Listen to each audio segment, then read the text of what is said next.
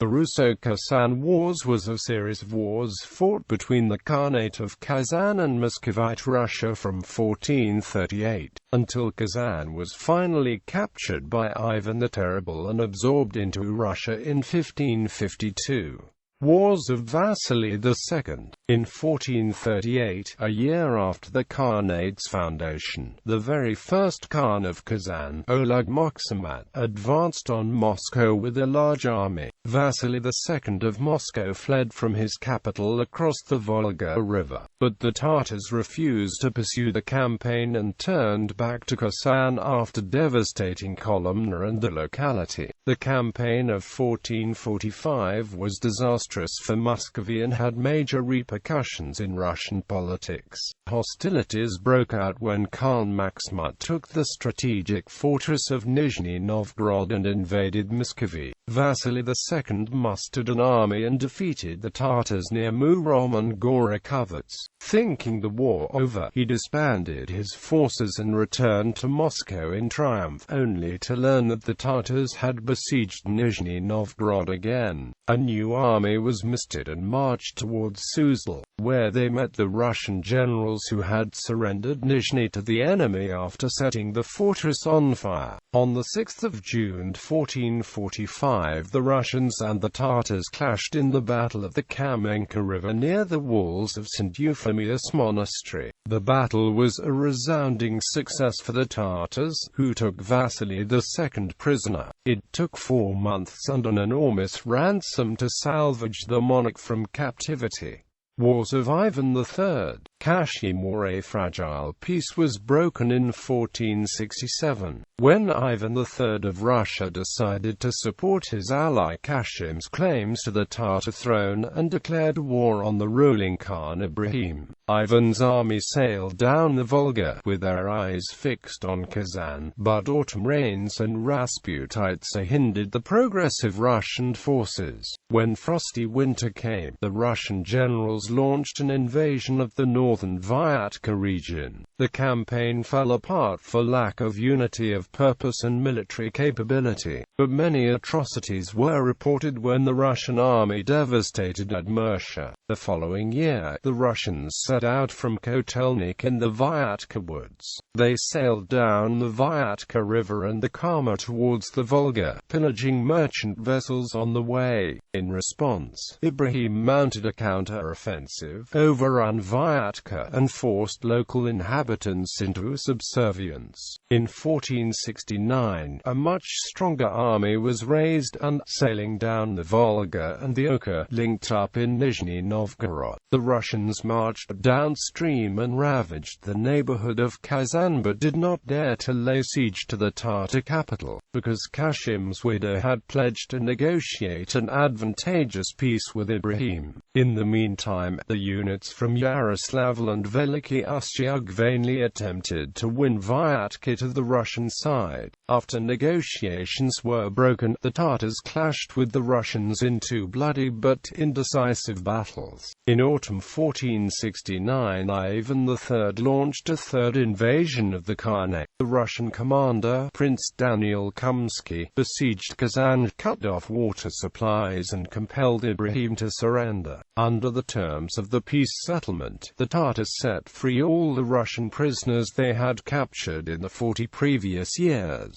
Siege of Kazan. The Vyatka region remained the principal bone of contention between Kazan and Moscow for decades to come. In 1478, shortly before his death, Ibrahim devastated the region.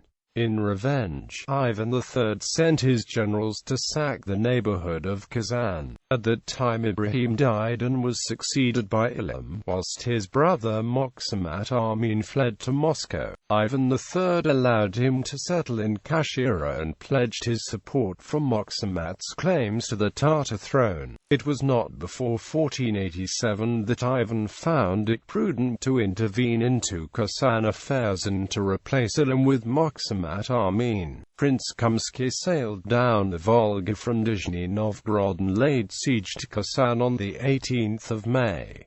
The city fell to the Russians on the 9th of June. Ilim was sent in chains to Moscow before being imprisoned in Vologda, while Maksumat Amin was proclaimed the new Khan. In reference to this victorious campaign, Ivan III proclaimed himself Lord of Volga, Bulgaria. Battles of Arsk Field. The last war of Ivan's reign was instigated by Ilham's widow, who married Maksumat Amin and persuaded him to assert his independence from Moscow in 1505. The rebellion broke out into the open on St. John's Day, when the Tatars massacred Russian merchants and envoys present at the annual Kazan fair. A huge army of the Kazan and Nogai Tatars then advanced towards Nizhny Novgorod and besieged the city. The affair was decided by 300 Lithuanian archers, who had been captured by Russians in the Battle of Vedrosha and lived in Nizhny in captivity. They managed to put the Tatar vanguard into disarray. The Khan's brother-in-law was killed in action and the horde retreated. Ivan's death prevented hostilities from being renewed until May 1506, when Prince Fyodor Belsky led Russian forces against Kazan. After the Tatar cavalry attacked his rear, many Russians took flight or drowned in the foul lake. Prince Vasily Kumsky was sent to relieve Belsky and defeated the Khan on Arsk Field on June 22. Maksumat Amin withdrew to the Arsk tower but, when the Russians started to celebrate the victory, ventured out and inflicted an excruciating defeat on them. Although it was the most brilliant Tatar victory in decades, Maksumat Amin, for some reason not clearly understood, resolved to sue for peace and paid homage to Ivan's successor, Vasily III of Russia. Wars of Vasily III. A new massacre of Russian merchants and envoys residing in Kazan took place in 1521.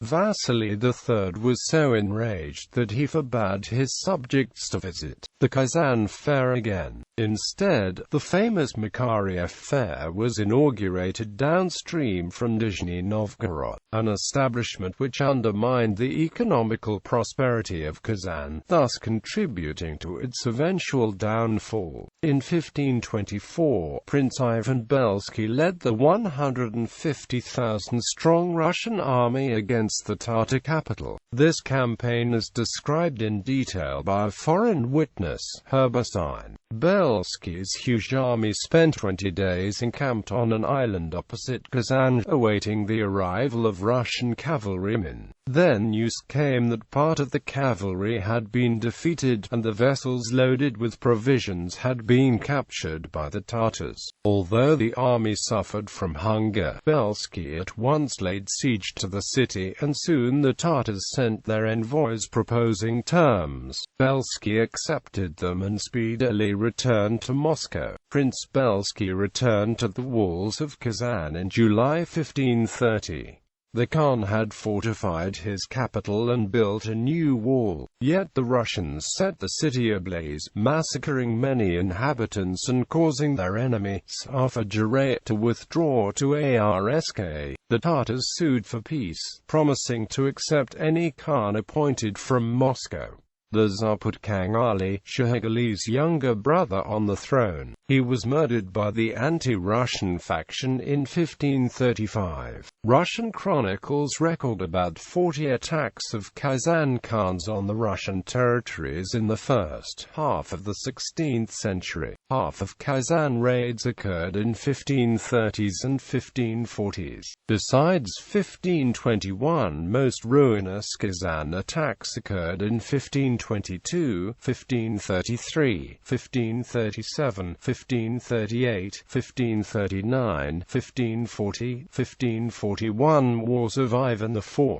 While Ivan IV was a minor, border skirmishes continued unabated, but the leaders of both powers were reluctant to commit their troops to open conflicts. In 1536, the Russians and Tatars were on the brink of a new war and met near Liskovo, but the battle was averted. Over the following years, the Crimean Khan constructed an offensive alliance with Safavidsky of Kazan, his relative. When Safavidzhiray invaded Muscovy in December 1540, the Russians used Kashim Tatars to contain him. After his advance was stalled near Murom, Safavidzhiray was forced to withdraw towards his own borders. These reverses undermined Safavidzhiray's authority in Kazan. A pro-Russian party, represented by Shahiguli, gained enough popular support to usurp the throne more than once. In 1545, Ivan IV mounted an expedition to the Volga River, mainly in order to flex muscles and to show his support for pro-Russian factions. Little was achieved during the campaign of 1547–48, and the story was much the same for 1549–50. In 1551, detailed schemes for the eventual conquest of Kazan started to be aired. The Tsar sent his envoy to the Nogai horde, and they promised to maintain neutrality during the impending war. The Arbegs and Nobmits submitted to Russian authority as well. In 1551, the wooden fort of Svyazhsk was transported down the Volga from Uglik all the way to Kazan. It was used as the Russian placed arm during the decisive campaign of 1552. Fall of Kazan. On 16 June 1552, Ivan IV led a 150,000-strong Russian army from Moscow towards Kolomna. They routed the Crimean Tatars under Devlet-Giray near Tula before turning to the east. The Tsar pressed on towards Kazan, and the final siege of the Tatar capital commenced on 30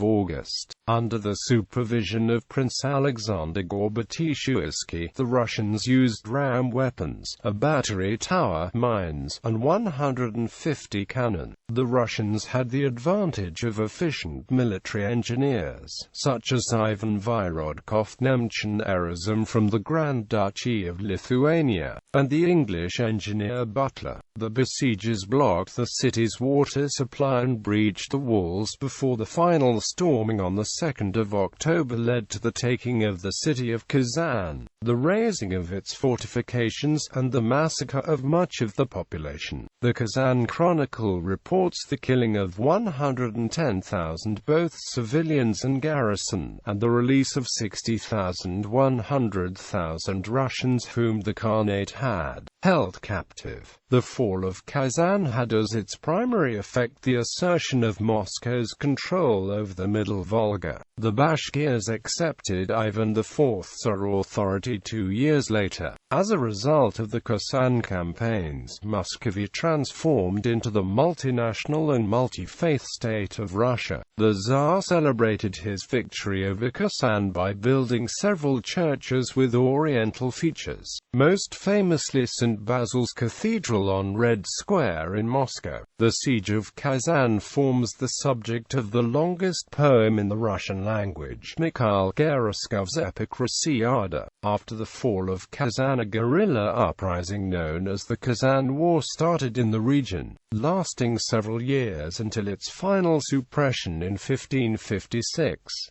The Tsar responded with a policy of Christianization and Russification of his Tatar subjects and other indigenous peoples, an approach not reversed until the time of Catherine the Great.